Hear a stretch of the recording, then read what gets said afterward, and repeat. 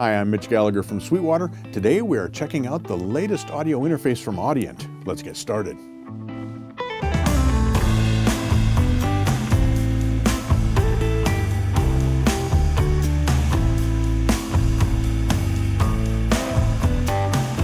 We are looking at the ID48, a USB-C audio interface from Audient, the latest in the ID line and actually the flagship of the ID line. Now, this can either be a single rack space, it includes rack ears, or it can be used as a desktop unit, and it includes some features that really set it apart from the competition. Let's take a closer look. So what we have here is a USB-C audio interface compatible with both Mac and Windows PC. Offers support up to 24-bit 96 kilohertz, up to 24 inputs, and up to 32 outputs. Now there's some very interesting features, as I mentioned before. We've got 8 microphone preamps and also 8 inserts. Now those 8 inserts give us a lot of flexibility. We'll take a tour and I think you'll see what you can do with those as we're talking about the unit. So looking at the front panel, we've got control over the 8 microphone preamps here. We have up to 58 dB, and there's actually a way to get 10 dB more out of them as well, as we'll see. Now these can accept either mic or line level signals, and we have 2 JFET inputs on the front panel for instruments as well. We've got gain control, we've got a switch for 48 volt phantom power, and then we've got indicators for some of the other input possibilities as well, and we'll look at those when we check out the software. We've got stereo meters here, a master volume control, speaker switching. We do have 2 sets of speaker outputs on the back panel, main and alternate. You can switch those using this switch. We don't have a built-in talkback microphone, but we have the capability to either use an input for talkback or also to access an external talkback source, for example, from your computer or a USB mic or something like that. We have 2 function switches, and those are assignable in the software. And then we have dual independent headphone outputs. Now this unit's actually capable of a main master stereo mix and 4 separate independent Q mixes, and those are all assignable to the outputs or to the headphones or the master outs. Around the back panel, we have our 8 XLR and 1/4 inch inputs for mic and line level signals. Now next up, we have 2 D subs. One of those is a set of 8 outputs, and one of those is a set of 8 inputs. And this is where a lot of the versatility of the interface comes from. You can configure those in a number of different ways, and actually they allow you direct access to the analog to digital converters. By the way, the analog to digital converters in the ID48 are 32-bit ESS converters. Those have up to 126.5 dB dynamic range.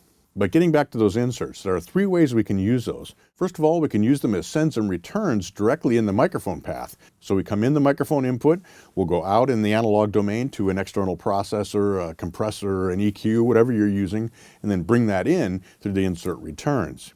The second way we can use those is to route the DAW returns, or the signal coming from your DAW, through those on the way back through the interface. In this case, the DAW signal will be sent out of the outputs and then come back in the inputs of the inserts. Now this is different than using inserts inside your computer. These are actually analog domain inserts that are right in the interface. The third thing you can do with these is use them as 8 direct line outputs that you can access, again, directly from your DAW, or also as 8 direct line inputs that completely bypass the preamp circuitry. So if you're using external mic preamps, bring them in through those insert inputs, and you've got a super clean input directly to the ADC. Rounding out the back panel, we have dual optical inputs and outputs, and those can be configured independently as either ADAT 8-channel or SPDIF 2-channel.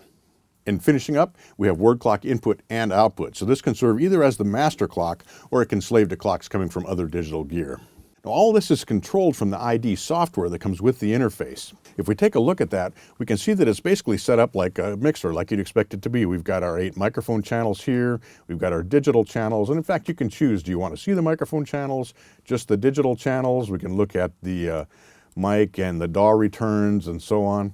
It's very easy to make things mono or stereo by simply clicking here. Everything can be named by double-clicking, channels, outputs, and so on, so you can name everything exactly the way that you want it. Now, if we look at our input channel strips here, we can see that not only do we have a volume control for setting up our master mix, we've got left-right pan control, of course. We've got a high-pass filter at 100 Hertz. We've got polarity inverse. We've got a 10 dB pad for hot signals, and we've got a 10 dB boost. Now that 10 dB boost is in the digital domain, so it's applied after the signal has already been converted, so no additional noise will be added. Of course, any existing noise in the signal will come up if you add that boost, but the boost itself is going to be completely transparent. And that boost is part of what gets fed to your DAW, so you can record nice hot signals in there. This pull down allows us to set the routing for the insert, whether we're using that as an insert in the microphone path, whether we're using those as direct inputs to the ADC, whether we're using it as an insert when we're mixing, and so on. So that's controlled here with these selections.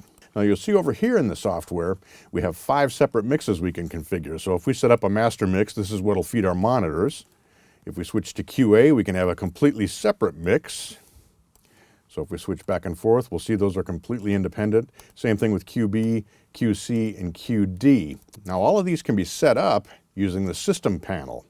The system panel allows us to configure all our routing. We can choose whether our digital inputs and our digital outputs independently are ADAT or SPDIF, set our clock source, whether or not the word clock is terminated. And an interesting one is mono mode for the monitors. When you set the monitors to mono, you can either choose to hear that just out of the left speaker, just out of the right speaker, or out of the center speaker. We have trim settings for our monitors, so we can set the level for the dim. If you want to have it reduced when you hit that dim switch, we can also balance our alt speakers with our main speakers here.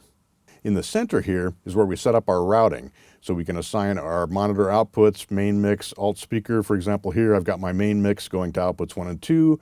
My alt speakers are going to 3 and 4. My headphones are coming from QA, and my second set of headphones are coming from QB, and so on. DAW through allows us to route directly out of our DAW, directly out of the outputs at full signal level, no volume controls in the path.